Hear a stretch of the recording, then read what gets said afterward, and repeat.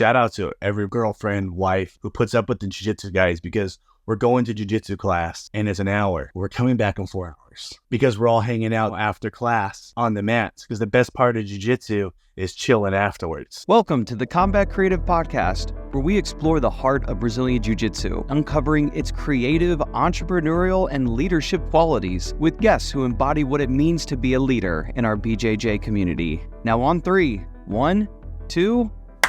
Everybody, thank you so much for tuning into another episode of the Combat Creative Podcast. And my question for you today is, are you a jiu-jitsu content creator, influencer, or is that something you're interested in? We'll stick around for today's episode because I'm excited. Today, I have with me Mathew Veiga of Os Nation BJJ on Instagram and the BJJ Balance podcast. So, Matt, thanks for coming on, buddy. What's up, guys? How's it going? Man, give us a quick, before we get into the creative stuff, which that's what I want to talk about today, give us a little introduction on how you got into jiu-jitsu, and then how is that, transition into being a content creator? Okay, so when I first started, it was like, I would say around 2007. I was always been like a UFC guy fan, watched all the UFCs and stuff. So that after like high school and my athletic career pretty much ended, I played basketball. And so when that was over, I was just lifting weights, and I just didn't really find the same feeling of lifting. You know, I didn't find that same team or like sport, like drive, and the motivation just to go lift and to look good was not really like checking the boxes for me. I hear you. I got into martial arts. I had done some martial arts when I was a child. And I was a big UFC fan. So my cousins are actually like, you should go try to do MMA. And I was like, all right, whatever. Like I had, whatever, pre-injuries, no injuries, 21, ready to go. So I went to an MMA school. It was the Wild Wild West back then, and it was a little different. Now it's way better, but like they asked me to like, have you ever trained before? I said, no. The most lame, I've been in some street fights. I said, and then so they roughed me up pretty good my first day. Yeah. And then they sent me home, and then I came back again the next day, and that's when they actually started teaching me some stuff. So I started doing MMA under a blue belt at the time for a team called Team Genuine out of Hemet, California. And just, never, it was just kind of like some smokers, never did anything like, there's no like legit fights because I just never really got to that level, I suppose. I was just training jiu-jitsu under a blue belt, and I love jiu-jitsu. So, but there was no black belts around. That's the problem. There's no black belts around back then. Now there's black belts all over the place. Well, you said you've been doing this for over 15 years or something, right? Yeah. Yeah. So we were out last night with one of my professors, like that I'm super close to, and he's like, yeah, I was a white belt for 3.5 years. And I'm like, don't you think that was long? He's like, I don't know. I was learning from a purple belt who would then he would go in the morning to train with a black belt and then come teach him at it just kind of was, everyone was kind of figuring it out. My blue belt was training under a black belt, and then he'd come back and he would teach us out in a garage. Yeah. Okay. Yeah. So there were like, when people say jiu-jitsu was a superpower, it really was a superpower. So I was a white belt for 5 years. Dang, really? Wow. And then finally ended up getting to a school and, a legit school and learning around 2009, and I've been going strong ever since. Nice. And there's no turning back. Yeah, now you're making a lot of content for it. You have the Os Nation BJJ page is maybe where I feel like most people know you from because it has the most followers. Right. But let's talk about that one first. If they don't know what it is, first off, go check it out. But what type of page is it, and how did you get started doing that? It's basically a one-stop jiu-jitsu shop. I post anything jiu-jitsu related for the most part is posted there. I post memes. I post demos. I post inspirational quotes from other pages and stuff like that. It's kind of mix it up. It's, It's an entertaining page. It's an entertaining page, right? I kind of got the brands. So I was like, I see these guys who are world-class, way better than me, and they're creating... they're showing moves. Just move, picture of me training. Move, picture of me training. They're not getting the reach that I feel like they should be getting because people aren't just going. BJJ Fanatics pretty much has the move thing locked. you know. So it's kind of like, if you're going to see a move, you just go there. That's where you go. You're not going to go to some random jiu-jitsu page to find moves. So I'm like, I want to like show moves. So I'm like, well, no one's coming because they got other options. So I was listening to a podcast, and I don't know which podcast it was, so I can't give credit. But someone was like, these major companies, they don't. Red Bull's not posting pictures of Red Bull drinks. You're right. Exactly. They post a funny clip or something cool, or a guy skydiving or something crazy. Then at the end, Red Bull. Because it's entertaining. So like, they're not even showing the drink. Wendy's is just talking. They're talking shit. Wendy's is talking shit to social media, and that's their social media, and that's how people follow Wendy's, is because of that. It's not even about the burger. You know what I mean? So I'm like, okay, so I'm gonna make funny memes. I'm gonna make funny content. I'm gonna do this. People will come for that, and then I'll sprinkle in some of my stuff. And that's kind of how Os Nation developed. That's kind of how it started to build and started to grow. And now the podcast, how long ago did you start that? Kind of share, because obviously this is one. So, and I know there's other people, I don't think there's a ton of jiu-jitsu podcasts, but there's a few, and I think people are trying. I think if one is succeeding, it's a chance for all of us to. So When did you start that, and why? So, this is a crazy story, okay? So I'm teaching at my buddy Jason's academy, and Kenny is a blue belt under Jason. And so I teach the class, I show some stuff. He DMs me, goes, man, had a great time in the class. I learned a lot. Thanks so much. Starts following me. So I follow him back, because if I know you personally, I'm going to follow you back. So I'll follow back. I started posting these things called Fun Fact About Me Fridays. And I would just kind of say some random thing just to be funny. And he would always disagree. Like, oh, I think that's not that. No. And I'm like, hey, man, seems like we'd have a pretty good podcast. Unbeknownst to me, little did I know, this guy's got all the equipment, crazy cameras, everything. He's like, I got all this stuff. And I was like, don't tease me, bro. Don't tease me. I was like, I'm just a meathead. You know what I mean? It took me 50 minutes to figure out what you sent me today. Yeah. Right. So I was like, don't tease me, brother. I was like, he's like, no, I'm serious. He's like, let's do it. So we thought of a name via DM. I went to his house for the second time. So I did teach him in the class, but the first time I shook his hand, hey, what's going on? We went to his couch. Everything was set up. We sat down. Episode 1 of the BJJ Balance podcast. We had only really known each other for 10 minutes. Dang. So who? And that's why it's called the BJJ Blind Date. Yeah, that's a good point. Yeah, I mean, and who kind of conducted that first episode? Who steered it? And did it have a direction, or did you just freestyle it? I had some podcasts before. It was all sports. And then, like, it was just like any sports, because I'm a sports nut. So any sport, we talk sports. So I kind of was good at like talking already. I developed my rhythm and my timing. So I kind of already knew how to like go from that. It was great reps.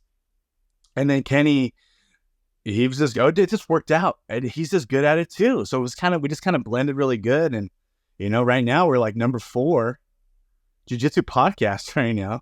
Dude, that's via the numbers. And we've only done it for 7 months. And some of these other podcasts have been around for 10 years.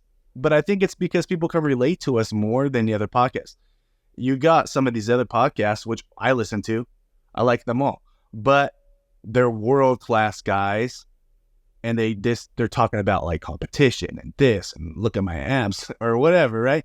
And we're just 2 dads who have families. It's more relatable because we create content for a world champion and hopefully a lot more. But the thing is, even when I'm working with them, I'm thinking, okay, this is a great technique, but most of your viewers are going to be a world champion. So how can you like show this in a way where when I watch it, I'm like, oh, it's relatable. Like, hey, I could actually do that. But I think that's the thing with, yeah, you guys are just 2 dads talking about it, because there's more. I think that's a hang up for some people when I talk to them about content. They're like, well, who am I? I'm not a champion. Yeah. I'm too afraid to compete. And I'm like, well, yeah, but so is most of the people. Like, just everybody. I'm afraid to compete right now. You don't think I'm not nervous every time I go to compete? I'm nervous. because I feel like now I got people who follow me. Well, that's the guy from the internet. Let's watch him. And then lose. now it's like a target, dude. I'm gonna beat one guy. All right. Yeah, look at me. I can look at my hand getting raised against the guy on the internet. But there should be no pressure to compete. I know. It's like, but it's there. We can't help it. It's always going to be there for everybody. I bet you guys like Bushesha and Hadra Gracie are nervous before they compete. Yeah.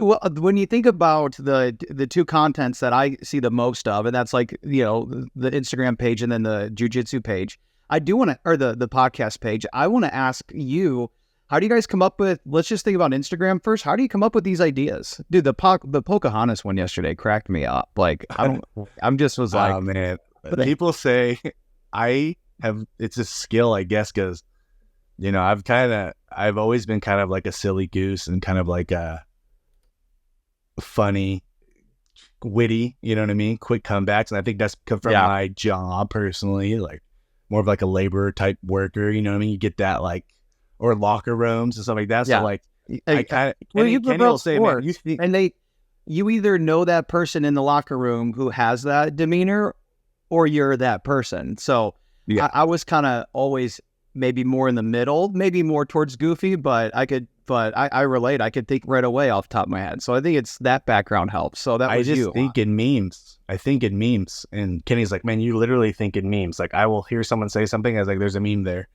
It could be a sickness, but so far it's paying off. I don't know if my wife appreciates it as much. Really? But, you know what I mean? But like, I just had a good conversation with, I don't know if you had the chance to meet Bruno, a part-time jitsu. He does like the video memes. And I asked him like, how do you come up with these ideas? He's like, dude, I just sit there and I have a notebook and I write them all down. Like, so there's a gift. Some people have it a little bit more natural than others. I would say 90% of my memes or any of my thoughts is only 10 minutes old before I put it on there. Really? Okay. I'll see it and I'll be like, oh, I should do this. And I'll just real quick. For those of you that are interested in content creation, like this stuff is work. And I looked up some basic stats of Matt's Instagram page, and like, you're posting like an average of 11 times a day. That does include stories. But like 11 times a day you're showing up, and like that takes work, but that is also probably why there's the recognition. Like 76 posts a week. 76. Are you guys even creating, if you want this, like, are you even creating 70 pieces of content a month? Like, I have to think about that. My goal right now is one post a day. And then obviously you have stories. So those are pieces of content as well, but it can be a lot. So here's my philosophy on that. Now I do have a bunch of memes that are just scheduled, when they're just going to hit when they hit. So I'll take like one big day where I'll just knock out like 12 or 13. And those will just hit throughout the week on their own. Plus the ones I'm finding on the fly and I'm just throwing boom, boom, boom. Okay. So someone told me when I was first trying to grow my Instagram, I was under 10K followers. They were like, post 2 a day and your algorithm will find you. And then I was watching this guy talk, and he's like a motivational speaker guy. I don't know his name. He was like, one of my days, I don't think of like a caveman where 24 hours is my day. He's like, my one day is 6 to noon.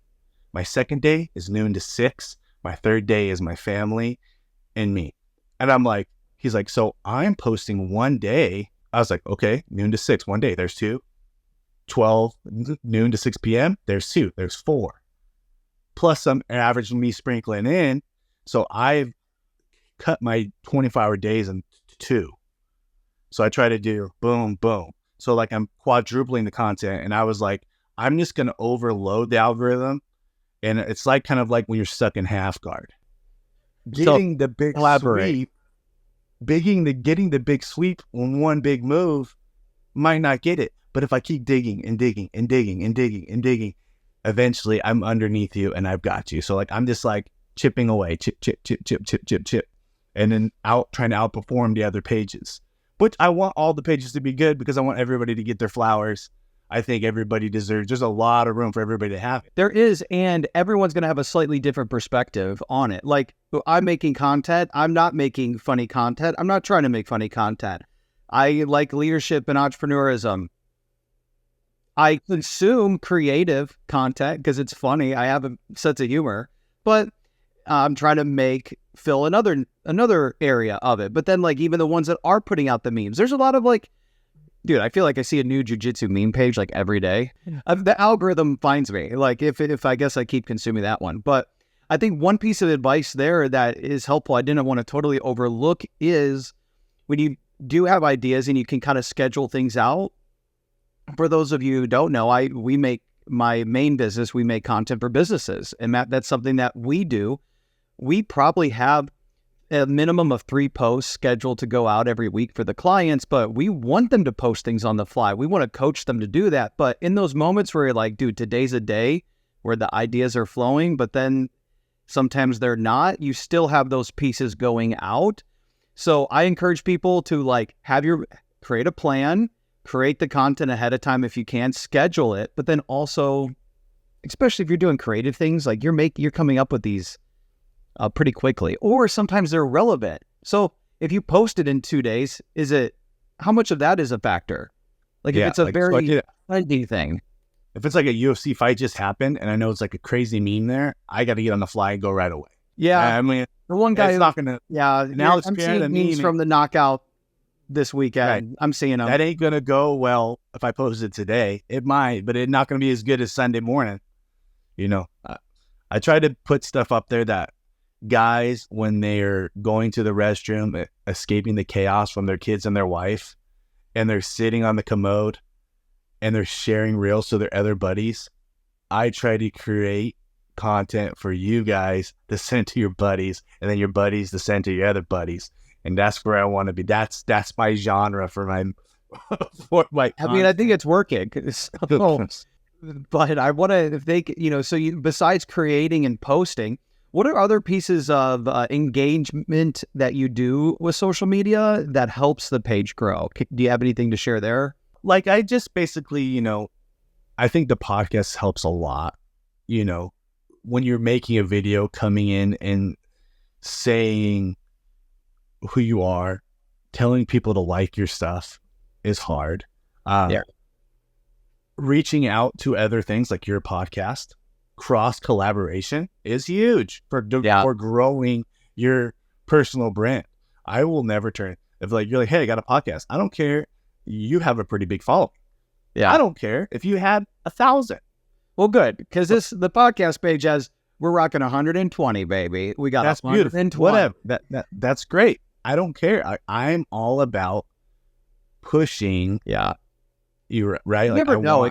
You never know who really is going to see it. And sometimes, because in my other life of business and doing a lot with cameras, that's what's all behind me, is I've been on a lot of camera podcasts, and some of them that haven't performed very well as far as viewership have been people who have really followed me and really have been invested with that one thing I said that one time that resonated with them. I'm just being honest. So I've said this before. The main reason I got into content creating or just putting myself out there is I was, my grandparents helped raise me. Back in those days, there wasn't any internet. There was nothing. I don't really have any I have memories, but I'm losing memories. I don't remember their voices, all that stuff. So I kind of wanted to leave a legacy. Now, some of the stuff is not for my kids to listen to, obviously, but I kind of want to live forever. Yeah. My goal is to live forever. I want to, when I'm past it and I'm in hospice or whatever, and my grandkids are around and they see the medals I've won, or they can just type in grandpa's name and then all you can handle. You know what I mean? Yeah, and then they're laughing about something you said on a podcast one day that was just you being ridiculous. I want to hear, if my daughter was old and I'm gone, and she's like, I want to hear my dad. And then boom, it's there. And say this podcast, your podcast, in which it's going to fly. But say it doesn't, and it's only got 120 and it just, boom, but it's still out there. And then one day my daughter just hears this. Exactly. And she's like, dude, I never even heard this interview before. It's just a bunch of me everywhere. And I just kind of want to be around for everybody to consume. And that's kind of the main reason why I got into this whole thing. Yeah, I like that. I think I heard something very similar from Casey Neistat, was big on YouTube. He was doing a daily vlog for a long time. A lot of people know who he is. And he's like, my kids are going to have, like, I did it daily for a couple years. Like, I have all that's documented. They're going to be able to go back and see like what they were going through at that time. It was pretty crazy. And I love that, man. I think the same as well. I mean, that's one of the things I enjoy. Now we get the memories that pop up on social media, like, hey, 4 years ago, 3 years ago. And I'm like, man, and it's good to look back and remember those things. But one of the things that I know a lot of people struggle with content is ideas and there's some other things. Maybe it's a creative block, but I wanted to ask you, what are some challenges that you have faced, whether it's with the podcast or Instagram page with maybe creating content? And if any that come to your mind, what have you done to overcome them? I'm currently having a problem is I'm having a lot more big name people following me in this space. And sometimes it's scary to put stuff out there when Rafael Lovato Jr. is going to be listening. And I'm a black belt, but like there's levels to this game. There's love. And then when one of them come in the comments and they're like, nah, man, I don't believe it. This is and you're like, you know what I mean? Like I've been to your you're seminar. not immune. You're not immune to those things. Or a meme, because I have such a following now, and I'm not afraid to like, I'm an all-purpose memer, so like, I'll freaking attack females, I'll attack purple belt dudes, whatever. Anybody can get it, and it's all love, because that's not how I really feel. I just know it's the inside jokes of jiu-jitsu, right? And I'm like, if I have a sponsor, now I have some sponsors, right? And I'm like, oh man, I don't want to make them mad. But then you can't forget what brought people here in the first place. So I got to kind of tell myself, I am the reason. The stuff I put is why they're here. And I cannot stop on being who I am to try to like make the other presences in my social media space mad. If they're not about it, then they're not about it. But I gotta be true to who I am in the creations that I've been doing, because that's what's working. I think a lot of creators, they start off and they think, man, I want to get to that point, but they don't think about what it will be like when they get there. Or it'll be that first taste of maybe somebody following. It's that first taste of somebody saying, oh, hey, like, I like your stuff. And you're like, wait, what do you mean you watch my stuff? Yeah, I watch it on the toilet too, like, or whatever you were saying. Like, and it is something to think about. Like, what are you going to do when you get that? Are you going to change? But you can't forget what got you there in the first place. And yeah, there's a lot of meme creators, but there's only one Matt. Right. And that's your advantage. So just keep doing that and focusing on that. And I think it's good. And I think you're doing it now too. I think it's good to put your face behind your creation. A lot of these pages, their guys are creating the concept, but no one knows who they are. So if you have a page, if you have a whatever, like I am O's Nation. Yeah, O's Nation is just not a page. Like I am him. Me and Kenny are the BJJ Balance podcast. It's not like this is the stuff. Like who's the guy behind it? Like no, it's me. It's okay to do that. So like I'm like, well, I'm not doing this for nothing. Like I want people to see it, and I want people to recognize me. I want people to come say hi. But if you're just putting out good memes or whatever your content is, it's going to be that no one knows who you are. Yeah. What are we doing it for? Like, oh, I got 10,000 likes and my logo is what people know. I know. You know what I mean? I got 10,000 likes. The white belt with a freaking black eye cartoon got 10,000 likes. Who is the white belt with the black? I am the white. What, you know what I mean? Just throw your little Instagram handle somewhere on the image so someone can't erase it or steal it. Yeah. I mean, that kind of works, but that's not a person. I don't relate with the name. I may recognize the name, but I'm not like, I'm not curious of following that name because that is just a name. It's not a person. And we say this in business, like people do business with people. So that is a big thing that we try to do for, like, we have a roofing client right now and he just wants to post pictures of roofs they complete. And it's like, dude, no one's going on Instagram to see a picture of a roof. Like, show your people. Like, no, you're not going national, but you're going to be famous in your neighborhood, in your community. So show your face. I would be posting roofing memes. Dude, and there you go. Inside jokes about the roofing community. I'd be posting a ton of that stuff. I'd be posting, do's and don'ts of roofing. Like, don't ever climb a ladder, like, whatever. Dude, exactly. I would be, right? You know what I mean? I would be posting stuff like that. And then every once in a while, I'd sprinkle in a job that I did. Boom. And that's what we're trying to do. Every roofer will be like, dude, have you seen this roofing memes page? The guys just talk crap about people that are in the industry, and they'd all go there. And then you set up your stuff and say, if you want to hear some jobs I've done right, and here's what you don't do, and have a dude falling off a ladder. There's like, if you want to find people falling off a ladder, there's a billion of those videos. It is similar to like the construction industry, which is a big one that we serve.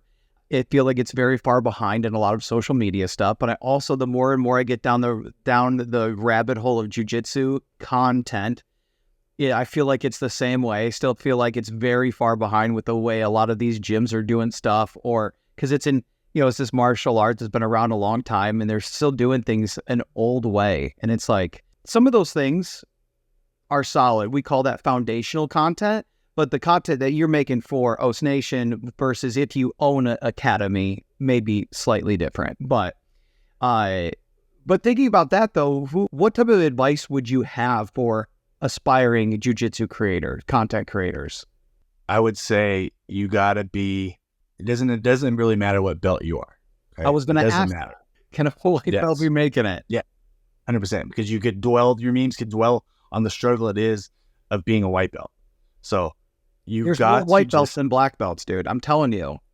100%. What do you think? Most of my memes is purple belt or lower, because that's an attainable belt for people to get. It's going to get more shares. If I post something that says a brown belt or a black belt meme, there's only a few percent of people that get there.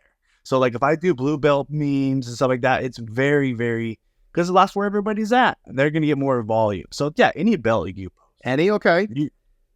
You could be a jiu-jitsu wife and just post the freaking troubles of being like, I don't do jiu-jitsu, but my husband does, and this is my memes. There's a whole that's a whole nother area. And then you know what? All those guys are going to relate to it and probably send it to their wives and be like, sorry, or like, yeah, you're right. You mentioned, no, this is us. This is us. Whether it's laundry. I used to have coffee cups, and now I have shaker cups. You know what I mean? Yeah. There's a whole bunch of stuff there. But like, it doesn't really matter. It's consistency and posting and posting and posting and posting. You gotta keep posting one a day at least, and it's not going to happen overnight. You will be stuck one day at 150, 150 followers. I'm at 236 followers on TikTok. I've been posting. I just won't. The algorithm hasn't found me or something. I don't know why it's not transitioning to one to the other, but I'm just chipping away. Yeah. One day, boom, hopefully I break through. And speaking of the bell raking not really matter, there's this guy I follow on Instagram. I'm looking at it now, Basil BJJ. He's a white belt. He's started posting 100 days of jiu-jitsu content. And he does like, this is day 1, day 2, day 3. And these clips, now they're done on a professional camera, but we're talking, Matt, they're like 10 seconds or less. Sometimes it's only 4 clips. Him walking in, stretching, and then half a second of a roll. But he's just posting these clips every day. And maybe he's okay. So it's been a month. 1 month. He's on day 31, 6,500 followers. He's not giving advice. He's not telling you. He's not doing any sponsorships, but he's just putting out the content consistently every day. And I stinking love his page. Like it's just 10 seconds of like going to training. My kid loves watching people play video games. She don't want to play. She wants to watch people. That's a good point. I didn't even think about that. So that's what you're doing right now. You're watching a guy do his first 100 days of jiu-jitsu. And his clips are short. The shorter your clip is, you're going to watch it 3 times. That's hard You're for gonna me watch it? when I'm having conversations with people, is like trying to cut down that, okay, here's 30 minutes to a 1 minute reel to like, oh, this is, how can I make this 1 minute 30 seconds? Okay, how can I make the 30 seconds 15? And dude, that's been a challenge for me a little bit. This is my favorite part of it, having a conversation, talking, but then having, I have blessed to have an editor who's editing the main video, but then I'm going in and finishing it and doing the final tweaks. And then I have to make reels of all these things because no one's going to no one's searching Combat Creative. I have to bring it to them. It will be when you add me as a collab. Dang. Yes, but you're right. But I have to put it out there for them to find it. And that's been challenging. Like I think making reels from the main show has been, and there's AI tools and things, but they're not there yet. Like some of them are pretty good. Like, let's talk about that. So you have a podcast, I see your clips. Then again, if I didn't say it, that's how I found you. It wasn't necessarily from your popular jiu-jitsu page. It was from the podcast clips. And I love that even more. And because I'm like, these are guys sitting on a couch or whatever, like talking jiu-jitsu. Like I just was relatable. So what does that process look like as far as creating that? And then the post-production, like putting out all those reels, like who's managing that? So say this was Jared and Matt's podcast, right? Open Matt with Jared. Yeah. Okay? So we would do this. Somebody should take that name. Yeah. That Open Matt with 2 T's. I was thinking about that for myself, but I already got one. All right. Go ahead. Take it, people. You got it. Anyways, our podcast, we finish. We share notes via iPhone, me and Kenny, and we kind of talk about things that we'll write things down in what we're going to, just a rough outline. Sometimes we don't even get to the stuff on there, but just in case we need filler stuff for a podcast throughout the week, boom. We film every other weekend because we do 2 episodes. So there's an episode every week, but it's nice. 2 episodes because we have families. Right. I can't just leave my family every weekend to go do a 2-hour podcast. That's not cool. So I would say, okay, we finished our podcast, Jared. It's done. I'm like, all right, you would do all your editing because you're the genius. You're the guy that does that. You would send me the raw clip. I listen to the raw clip and I will be like, from this time to this time, cut it. From this time to, and I'll think of 4 reels out of our podcast to cut. Then you'll make it and then I'll share it. And then that's kind of what it is. So we're about 4 or 5 clips of our podcast that I think could go viral or someone could really get something out of or think it's funny. And then we cut them, we chop up each episode. And then hopefully that makes people want to go listen to the whole episode. Yeah, because they're just chopped. So that's kind of like Kenny edits everything. Kenny is a wizard. I got lucky. And he's a cool dude. And like, I don't know, man. I feel like prayers were answered and he showed up. He's like my bald little angel. I mean, it's super cool. And like, I've seen that in my life where like, I'll call it an answer to prayer to something I never even prayed. I didn't even know I needed this. And then it happened. And you will never find that if you don't just take action on certain things. That's a huge part of it. Before we're almost done. I have only like 2 more, but I wanted to ask you, for someone who's been doing this a little while now, I wanted to see if you wanted to like shout out can you name of any other jiu-jitsu creators that you enjoy their content or respect? So here's my thing. There's a bunch that I like. I like the BJJ Laughs. There's a White Belt Chronicles guy. He's funny. BJJ Wiki. All these guys are good. They're all great. I don't follow them though. And it's not because I don't like them, because I do. But I don't want to steal. I don't want to steal their ideas. If I see something, like I don't want to, and sometimes I'm like, I don't want the chase, right? The chase of like, oh man, they got this many. How come I don't have this many? They got this many. What? I don't want to even like, I wish them the best. I will shout them out. If people send me all their stuff all the time and I just laugh, I don't even look at it because I don't want someone to say, hey man, you stole that from so-and-so. Because I just try not to. I try to make it all my own original, right? So, but yeah, the BJJ Laughs guy, he's funny. There's who else? There's a bunch. I get sent all day. I just found one that you guys shouted out, like a young lady. It was like in New Zealand or Australia. Oh yeah, but I mean, Victoria. like, but you shouted her out, and like I went and checked out her page, and she does like kind of funny. Yeah, I mean, it's definitely more based towards females, but like it's funny. Like I said, if I could collaboration is the growth. Why are people trying to be like, I don't want help from nobody? I think that maybe because it's such a male-dominated sport that I would do it myself. We all need to help each other grow. I'm going to help you. You're going to help me. If I gain one person from your page, that's fine. That's great. Thank you for coming. I appreciate it. And like, whatever. I want everybody to grow. It's sometimes I try to treat that type of growth as just like an extra, like the icing on the cake. I try to, where do I put the value of what I'm doing? I'm trying to do it on like this. It's a chance for me to get to know Matt and maybe my followers get some value from it. Like that's why I'm doing it. If somebody wants to follow, like, then that's just a bonus. Like that's just, take it. Let's talk about future goals as we wrap it up. Like, what are some of your future goals for your podcast and other things that you're working on? Honestly, I do it because I like to do it. One. Okay. So if it didn't make any money, I don't know if I would stop doing it. I just enjoy sitting down, talking, creating content, getting people's reactions. There's a high off of that. And to say you're in this game for people liking your stuff or sharing your stuff, you're high. Because we do it because that's why we like it. There's like a adrenaline, like, oh my God, I got this many or whatever, right? You know, I've had some of my clips got like 46 million shares. Dude, that's, you know what I mean? So I'm like, I mean, that feels good, cool. Dude.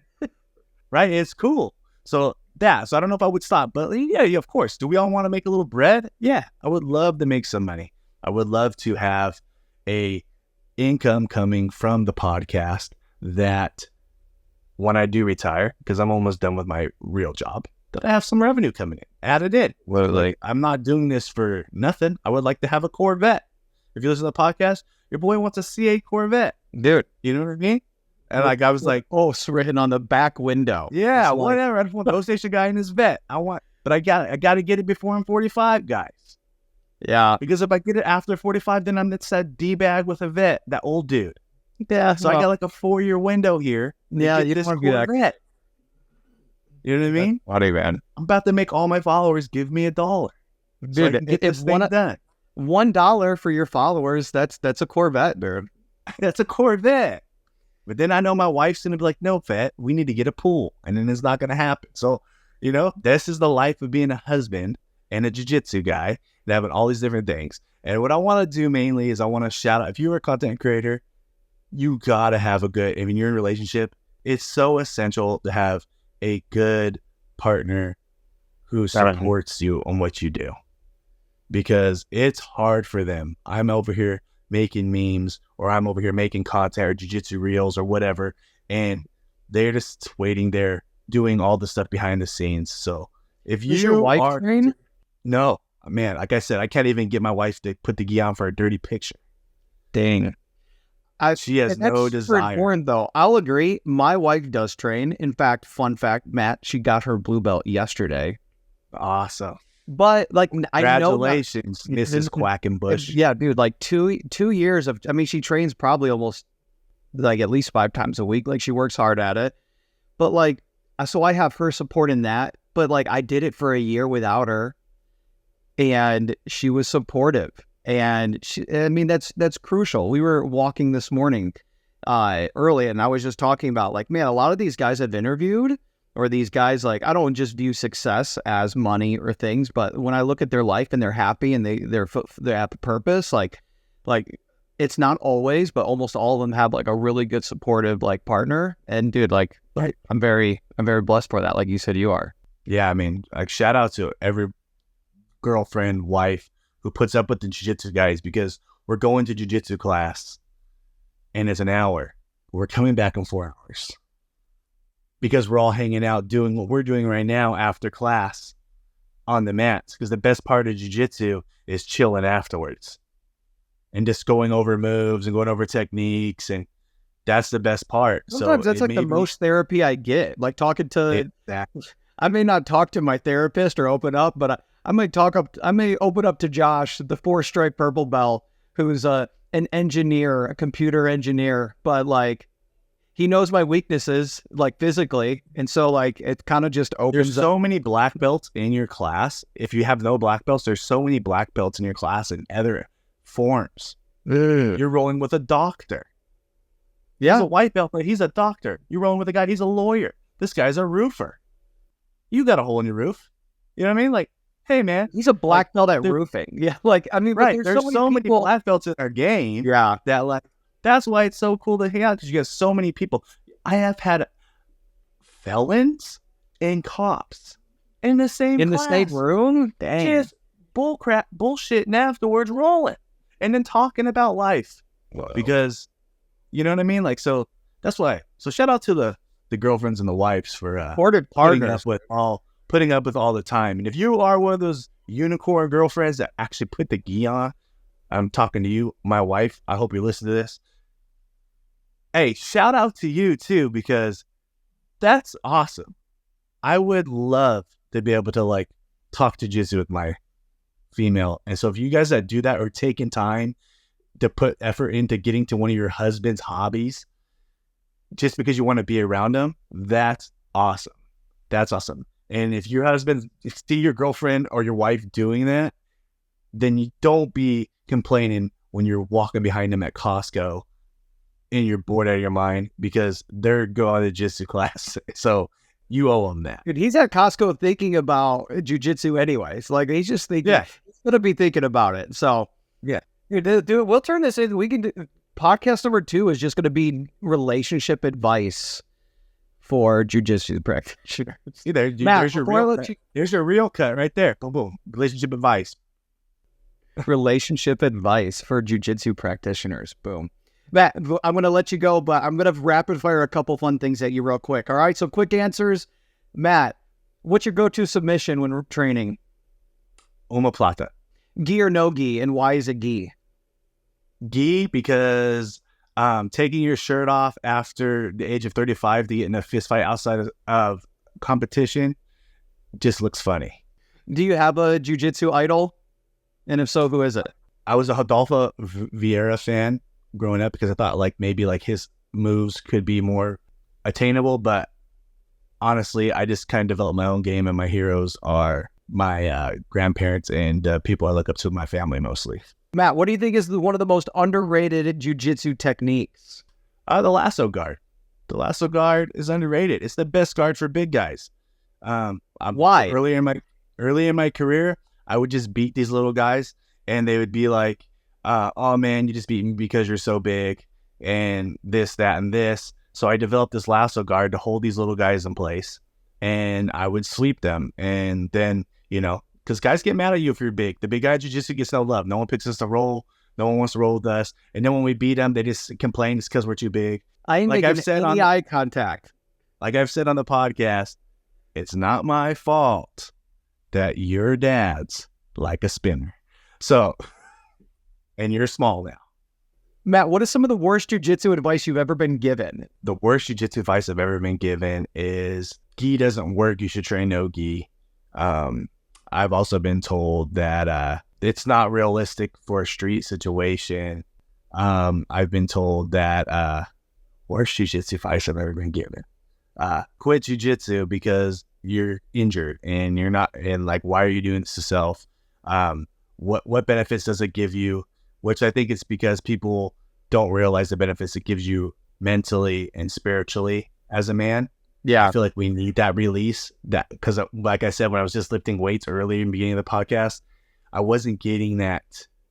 You know what I mean? You've seen those reels and those memes that like when guys step on the mat, all the quiet just stops. Dude, yeah. And you're not thinking about work. You're not thinking about life, right? You're just rolling. So I think people who don't train jiu-jitsu don't realize the mental side of the calmness that it gives you. So Dude, that's people tell me to quit because I've heard I should quit because I should be providing money for my family and worry about my body. They don't understand. That's a real. Matt, can you share with me one of the most embarrassing jiu-jitsu moments you've had throughout the years? Embarrassing jiu-jitsu moment. So I have a moment I regret the most. There's a guy named Joao Assis. He's an ADCC champion, and I was a white belt, and I was like a real like muscle bound, like competitive. Like I was the king of the spazzy white belts. I was the most spazzy white belt you've ever seen. And I'm rolling with Joao. And Joao is, like I said, a absolute god mode athlete in jiu-jitsu. Yeah. And he beats me. Duh. Like, Yeah, right? right. Oh, yeah. Yeah. Breaking news. Like, and I turned around and I slammed the mat in anger and like said an expletive. And I was like, nah. And I was pissed and slammed the mat. Like, he looked at me like he's going like 15, 20%. Well, hey, no. And the way he looked at me, like, and I'm like, I was so embarrassed. Like later, like a couple months later, I wasn't embarrassed then because I thought I was just being competitive in the fight. Looking back now, that was probably the most embarrassing moment because the disrespect that I showed him doing that, like I've like put some respect on his name. Like this guy's done more now still than what I've ever done. You know what I mean? Like, so like to do that was embarrassing. That's probably the most embarrassing moment I've ever had in jiu-jitsu. Dude, that was such a good lesson, and it was kind of deep. I was hoping for like my pants fell off during rolling, but like, I mean, that's true though. I mean, I've seen that so many times with training partners, and I've really had to check my ego quite a bit. I'm pretty competitive from other sports backgrounds, but I'm also like, thankfully, I haven't lost it too much. But I think a reason why I have it is because I've learned from other people's lessons, like what you just shared. Like that, like, you know what? I don't want that to happen to me, so I'm already aware of it ahead of time.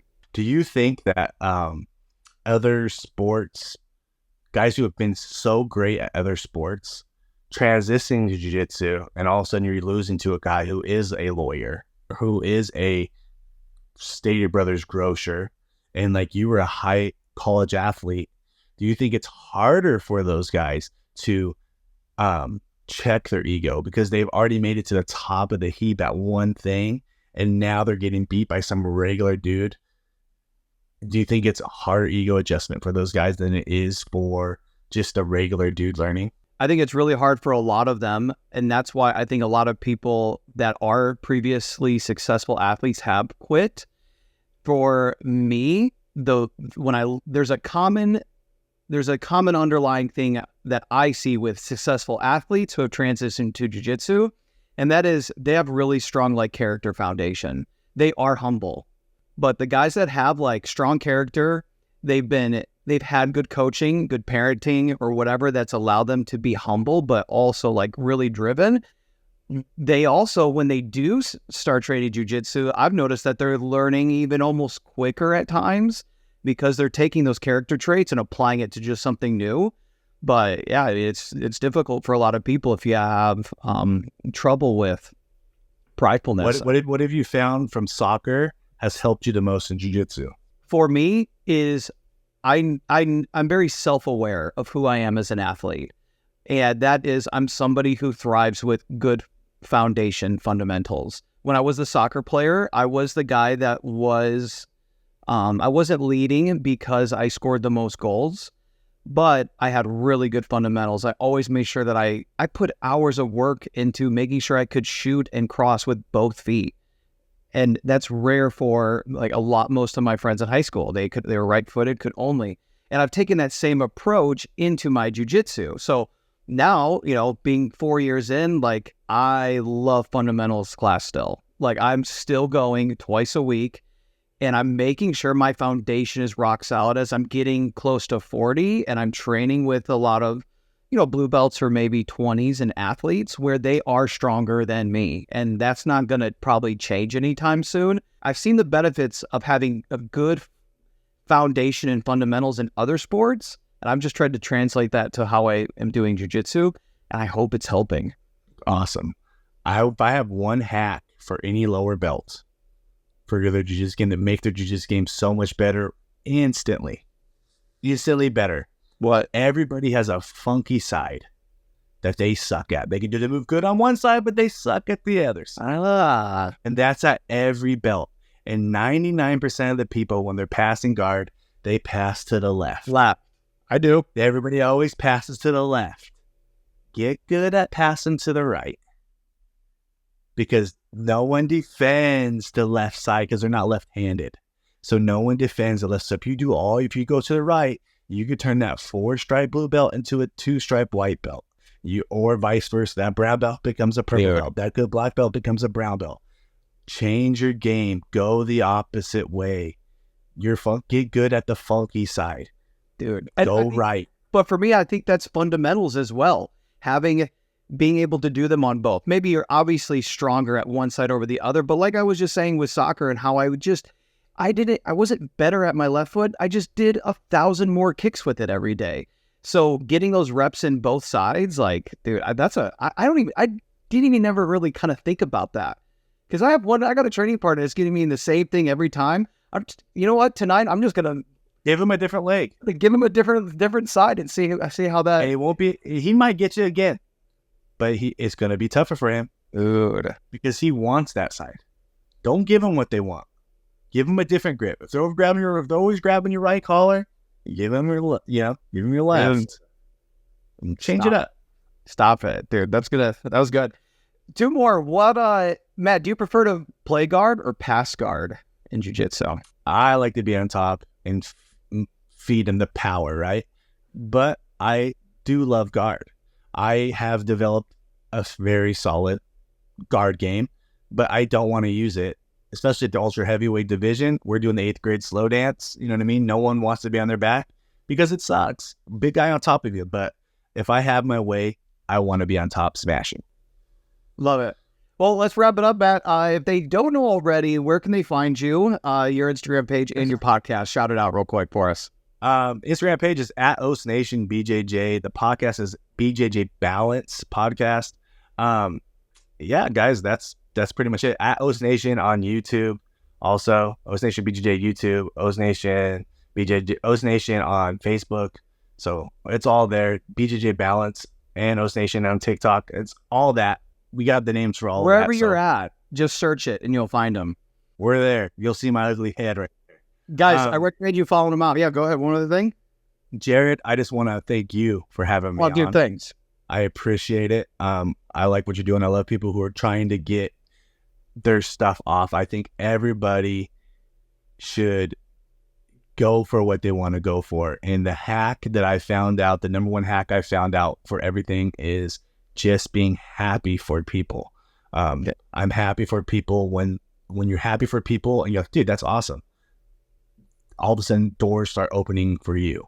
There was early in my life where I'd be like, why does he have this and I don't have this? And why does he get in there and I'm not getting there? I'm better than him. Why? And when I was like that, I stayed like that. Once I was like, oh, cool, man. And I started becoming happy for people, giving everybody their flowers. Doors started opening for me. So that's the key. Be happy for everybody and everybody will grow. Everybody will get their flowers. Dude, that's so good. And thank you for saying that. I appreciate it, man. I'm really enjoying this so far and I'm excited to see what direction it ends up going. And that's have me on again when you do. We will. Do it again. Dude, I'm looking forward to it. So shout out to everybody else who actually took time out of their day to tune into this podcast episode, whether you're watching or listening. We both here really, really greatly appreciate it and look forward to seeing you in the next one, guys. Peace. See you guys.